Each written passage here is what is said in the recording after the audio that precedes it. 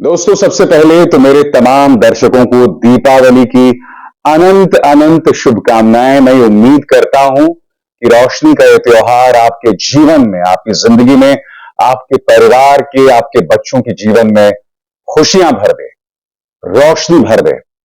ईश्वर से मेरी यही प्रार्थना है। Happy Diwali once again. कायदे से दोस्तों, मैं लगातार सोचता रहा कि क्या दिवाली के दिन मुझे कोई राजनीतिक शो करना चाहिए, मगर यह तस्वीर आपके लिए देखनी बहुत जरूरी है दोस्तों।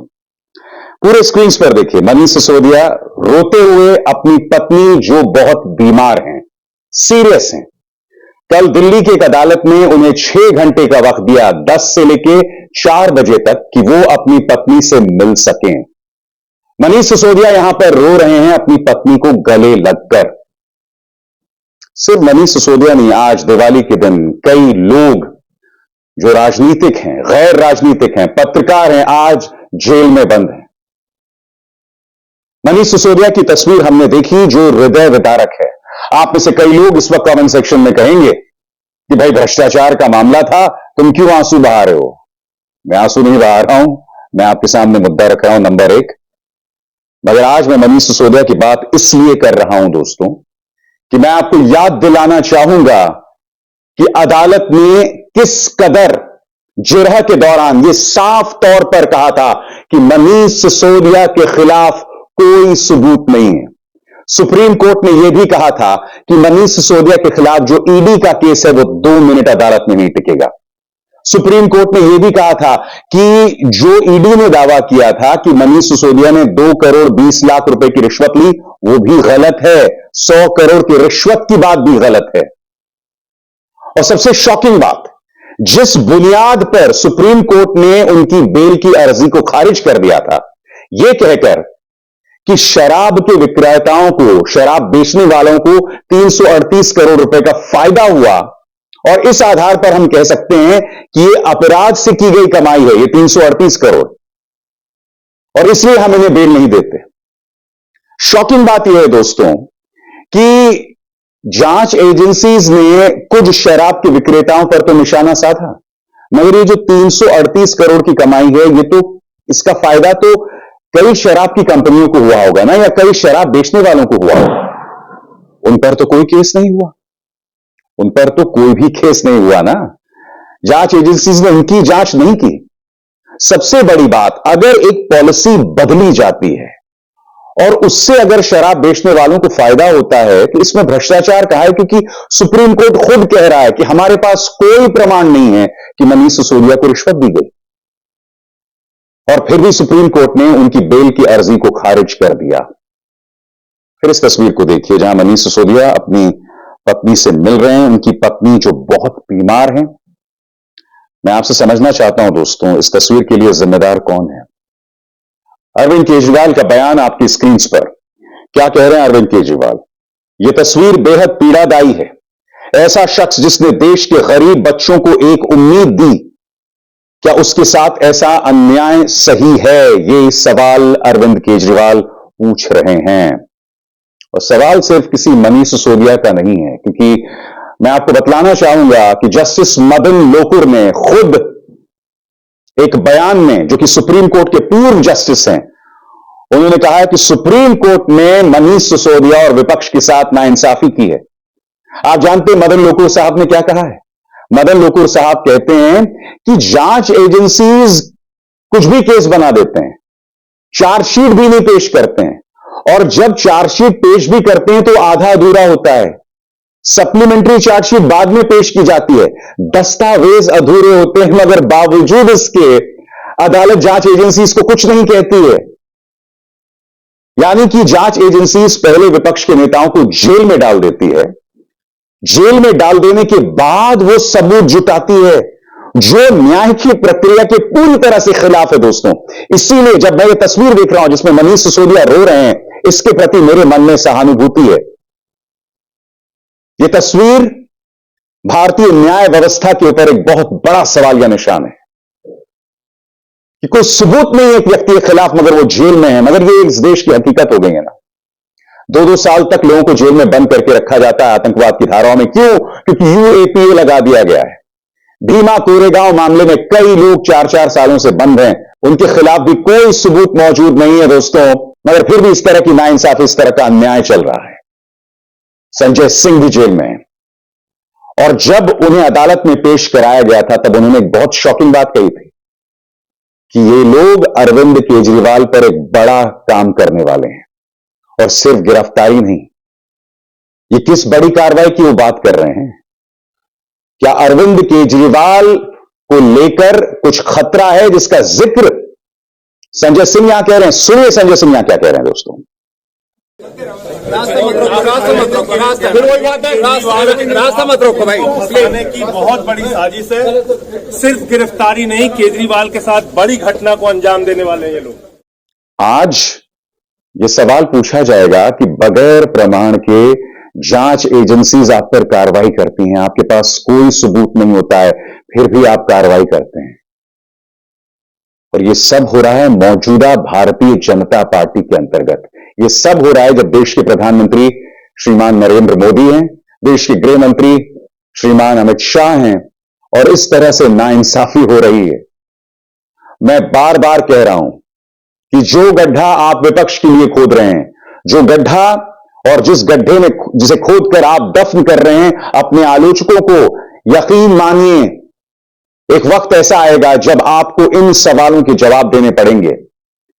वो सवाल जो आज मुंह वाहे खड़े हैं, आपको नाइंसाफियों का जवाब देना पड़ेगा, जो नाइंसाफियां इस वक्त बढ़ती जा रही हैं विपक्ष के नेताओं पर, सामाजिक कार्यकर्ताओं पर, स्टूडेंट एक्टिविस्ट पर, पत्रकारों पर।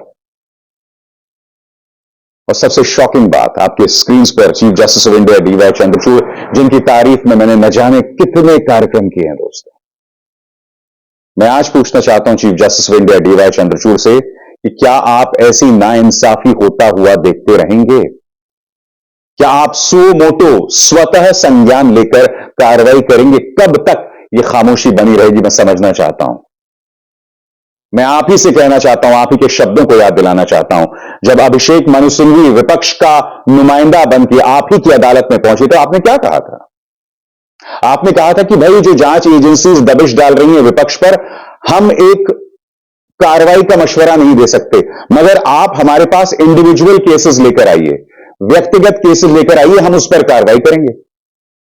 ये आपके ही शब्द थे ना सर? क्या हुआ मनीष सिसोदिया के साथ?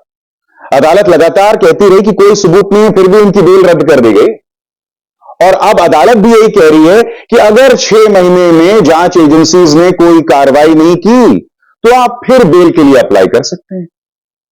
यानी कि जांच एजेंसीज को कोर्ट्स ने पूरी छूट दे रखी है कि आप जो मर्जी करें, आप जो मर्जी करें, आप आधी अधूरी चार्जशीट पेश करें, आप आधे अधूरे दस्तावेज पेश करें, आपके पास कोई प्रमाण नहीं है, आप कोई प्रमाण पेश नहीं कर पाए कि घूस दी गई, मगर अदालत कोई दबिश नहीं डाल रही, कोई अंकुश नहीं डाल रही। जिरह के दौरान जब बहस होती है उस दौरान सुप्रीम कोर्ट बहुत बड़ी बड़ी बातें करता है, मगर जब फैसला आता है तो उसके बिल्कुल उलट आता है। याद कीजिए सीक्रेट इलेक्टोरल बॉन्ड्स, गुप्त चुनावी चंदे को लेकर भी, क्योंकि उस बहस के दौरान chief justice of India D Y Chandrachud उसकी अदालत में हैं, वो जज चंद्रचूड़ साहब ने बड़ी बड़ी बातें की। अब देखना है फैसला क्या आता है, मुझे इंतजार होगा। मनीष सिसोदिया के साथ नाइंसाफी मैं इसलिए कह रहा हूं दोस्तों, क्योंकि सुप्रीम कोर्ट ने खुद कहा है कि जांच एजेंसीज रिश्वत प्रूव नहीं कर पा रहे हैं, रिश्वत साबित नहीं कर पा रहे हैं। भाजपा का प्रचार तंत्र कुछ भी कहे, मगर इसी भाजपा को याद रहना चाहिए कि वक्त इन घटनाओं को भूलेगा नहीं। यही घटना है, जब आप सत्ता में नहीं रहेंगे, यही मिसालें इस्तेमाल की जाएंगी आपके और आपके नेताओं के खिलाफ। भ्रष्टाचार की बात करते हैं, नरेंद्र तोमर का बेटा वीडियो में कथित तौर पर पकड़ा जाता है रिश्वत की बात करते हुए, अपने घर की बात करते हुए, भाभी जी की बात करते हुए। इस वीडियो से कितना कुछ जांच करने की जरूरत है। कौन है भाभी जी? किसकी भाभी जी की बात हो रही है? नरेंद्र तोमर की पत्नी की या देवेंद्र तोमर की पत्नी की? कृष्णा मेनन मार्ग, ये किसका घर है? क्योंकि 3 कृष्णा मेनन मार्ग पर तो नरेंद्र तोमर रहते हैं। खनन को लेकर यह उगाही की बात हो रही है। आप खुद जानते हैं कि 2014 से 2019 के बीच में नरेंद्र तोमर खनन मंत्री हुआ करते थे। क्या कोई जांच नरेंद्र तोमर के खिलाफ हुई है? अरे वो भूल जाइए। वो स्टिंग जो हम देख रहे हैं, क्या वो सही है, गलत है? क्या इस बात को लेकर जांच हुई? नहीं साहब, कोई जांच नहीं हुई। क्यों? सबसे बड़ी बात, प्रधानमंत्री के परम मित्र गौतम अडानी, इनको लेकर एक विदेशी अखबार यह खबर करता है कि किस तरह से 2013 से लेकर या 2014 से लेकर उनके जो शेयर के दामों को नकली ढंग से बढ़ाया गया, और इसमें एक सऊदी अरब नागरिक शामिल था और एक चाइनीज व्यक्ति शामिल था। सेबी ने इसकी 2014 में जांच की, क्लीन चिट दे दी, और सेबी के जो अध्यक्ष थे यूके सिन्हा, वो बाद में जाके एनडीटीवी में डायरेक्टर बन जाते हैं। वो एनडीटीवी जो अडानी चैनल है। क्या देश की जनता को इन चीजों पर गौर नहीं करना चाहिए कि आज की तारीख में ना खाऊंगा ना खाने दूंगा कितना बड़ा मजाक बन गया है? प्रधानमंत्री का यह कहना कि मैं भ्रष्टाचार के खिलाफ गारंटी, कितना बड़ा मजाक बन गया है। यह सवाल इस देश की जनता को पूछने चाहिए, यह सवाल पत्रकारों को पूछने चाहिए। और ये जो तस्वीर